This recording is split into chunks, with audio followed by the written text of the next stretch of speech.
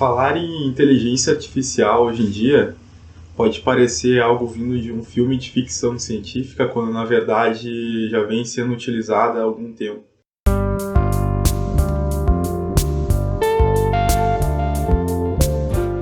Antes de começar a falar sobre o assunto, é importante salientar alguns conceitos, né?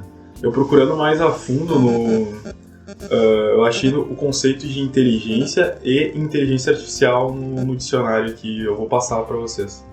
Inteligência é a faculdade de entender, pensar, raciocinar e interpretar, entendimento, intelecto, percepção, a capacidade de resolver situações novas com rapidez e êxito, adaptando-se a elas por meio do conhecimento adquirido. Inteligência artificial é um projeto e desenvolvimento de programas de computador que simulam o pensamento humano, capaz de desenvolver um comportamento inteligente.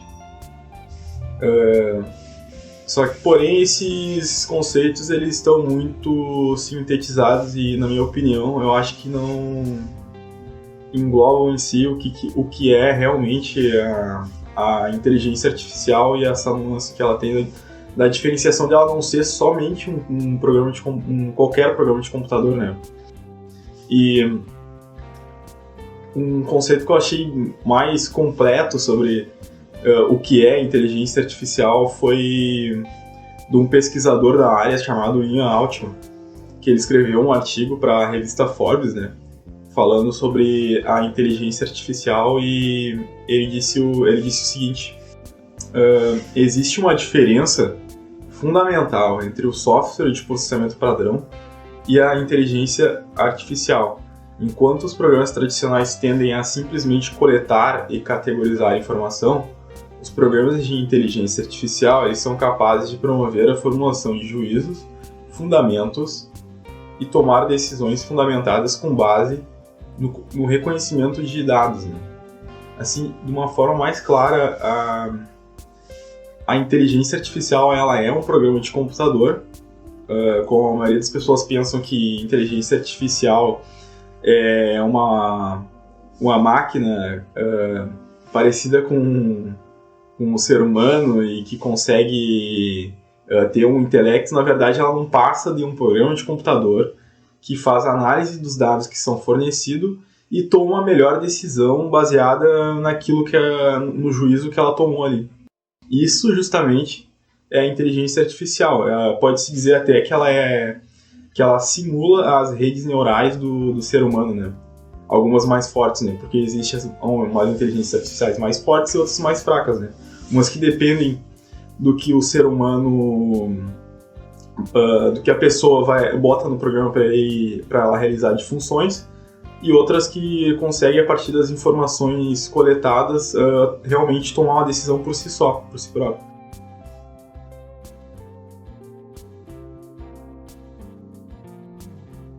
Agora falando um pouco mais, dando um breve histórico do que é a inteligência artificial e quando surgiu esse termo, né? Em 1950, um grande conhecido da área de computacional, né, que é o Alan Turing, ele publica um artigo em que ele tinha um teste que ele comparava a capacidade de uma máquina de realizar uma determinada função em relação ao ser humano, né? A capacidade da máquina realizar a intelecção em relação ao cérebro humano. O teste ficou conhecido como teste de Turing. Apesar de ele abordar esse tema, o termo só foi surgir em 1956, numa universidade dos Estados Unidos, em um seminário por um pesquisador chamado John McCarthy, que ele introduziu o tema inteligência artificial, né? Só que ainda nenhuma ferramenta em si realmente pode utilizar daquela inteligência ali naquele dado momento. Só depois de mais de meio século que realmente começou a ser utilizada essa tecnologia.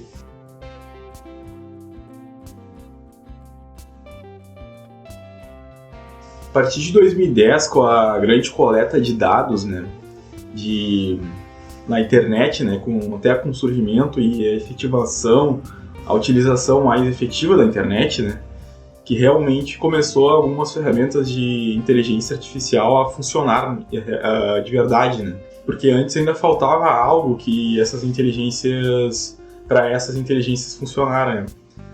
Elas não tinham ainda aquela quantidade de informação disponível num servidor, por exemplo, que fosse realmente fornecer o necessário para que ela fosse utilizada, né? E a partir de 2010 aí que começou realmente as pessoas a botarem muitos dados pessoais na internet, que realmente algumas ferramentas de inteligência artificial começaram a surgir. As empresas, né? Muitas empresas foram beneficiadas, né, com isso, porque elas começaram a utilizar esses dados das pessoas até para começar a prever as tendências, né, no mercado, as tendências qual era o produto que as pessoas estavam, do que a pessoa estava pensando, ela realizar as próximas ações, né? Mas umas ferramentas importantes da gente salientar que realmente utilizam a inteligência artificial e estão no nosso cotidiano, a título de exemplo, os assistentes de voz, né, que tem no celular. Essas são ferramentas de inteligência artificial. Por quê? Porque a partir do que tu fala ali, ela consegue reconhecer a língua em qualquer idioma, né? E reconhecer aquele padrão ali da língua, que é algo bastante difícil para um computador, né? E dar uma resposta pertinente, né? Com base naquilo que pesquisa na internet. Nesse banco de dados, né? Esse grande banco de dados. Também existem as plataformas de streaming, né? De vídeo e música, como o YouTube, o Netflix, o Spotify, que se utilizam de algum tipo de inteligência artificial, né? Porque a partir do que a pessoa ouve ou a pessoa assiste, ela sugere o conteúdo que provavelmente a pessoa vai gostar ou vai tender a consumir mais fácil, né? Ela se utiliza de algum tipo de inteligência artificial também, que a gente pode dar de exemplo do que ela está sendo usada no nosso cotidiano, né?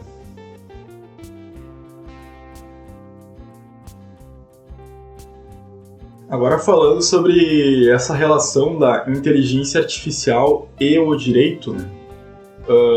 O que se fala muito em inteligência artificial no meio do direito, né? Na advocacia em si.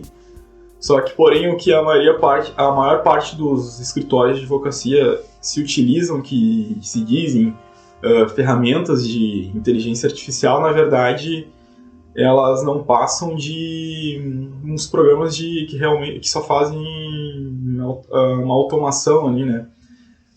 Trabalham somente com sistematização da informação. Não são capazes de realmente fazer uma análise e ter algum tipo de decisão, né?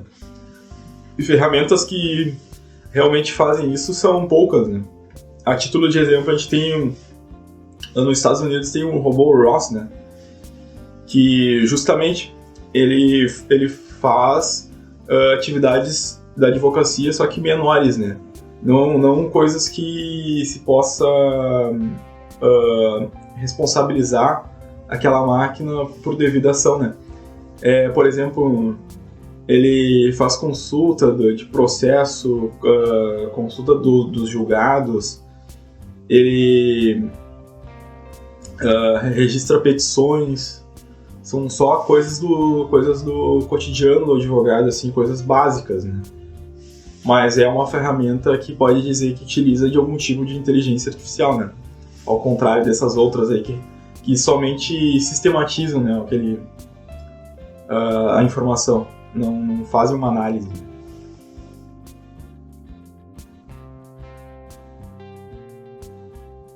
O direito brasileiro ele também tem algumas ferramentas de inteligência artificial, né, que já estão sendo usadas, né.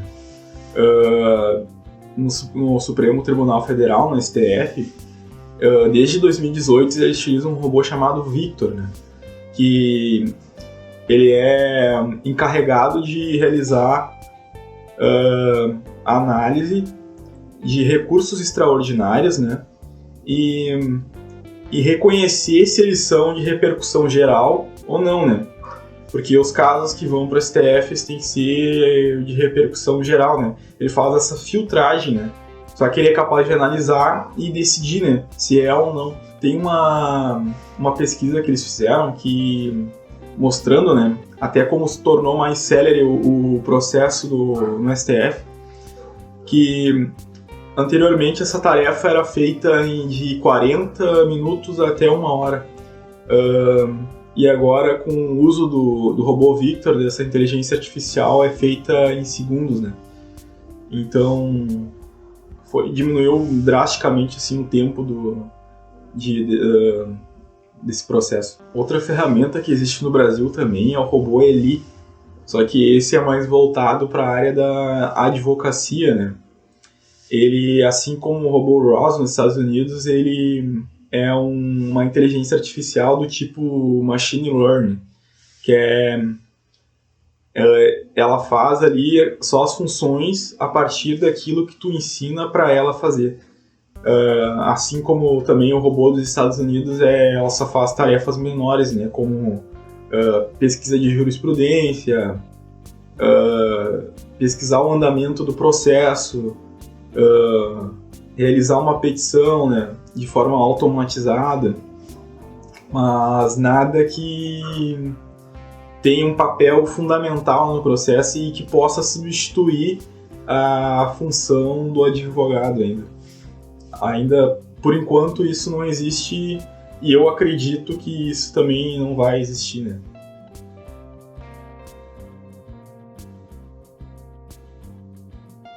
Uma pergunta que é muito pertinente sobre inteligência artificial é se devemos temer o futuro. Grande parte das pessoas, assim, elas pensam que se é possível ter um futuro que vai ser dominado pelas máquinas, que vai ser totalmente substituído o trabalho humano. Porém, é algo que é totalmente inconcebível, porque apesar de existirem diversos avanços tecnológicos, o papel fundamental do ser humano ainda não vai ser substituído, né? Em outras revoluções, né, que a gente pode chamar isso de uma quarta revolução industrial, sei lá, quinta, né, dependendo do autor, muda o conceito, né? Mas assim como aconteceram em revoluções passadas, como na Revolução Industrial, né, a terceira revolução, o que mudou, na verdade, foi que funções básicas foram automatizadas, né?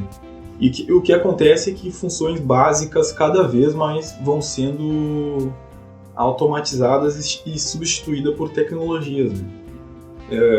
Então, assim, o emprego das pessoas, o trabalho do ser humano, de forma alguma vai deixar de existir, ele sempre vai existir. Só que cada vez mais vai depender, as pessoas vão ter que ter mais conhecimento para realizar determinada função, vai exigir mais as pessoas para realizar determinada função, porque as funções básicas estão sendo substituídas por funções automatizadas, né? Tem um estudo que estima que 50% dos trabalhos realizados por humanos até 2030 vai ser substituído por inteligências artificiais, né? Assim, o que vai acontecer no futuro realmente é impossível da gente dizer, né? O futuro é muito incerto, assim. A gente não imaginava agora, num cenário que nem agora, a gente está vivendo sobre a pandemia de uma nova doença. Isso a gente nunca imaginou. O futuro é incerto, só que o que a gente pode afirmar até agora, com base nessa nova tecnologia, é que para o futuro isso vai acabar, vai impactando nessa área das profissões, que cada vez mais as pessoas vão ter que ter conhecimento e mais educação para ter uma colocação no mercado, né? Porque essas funções menores, como a gente já está vendo, estão sendo substituídas por máquinas, né?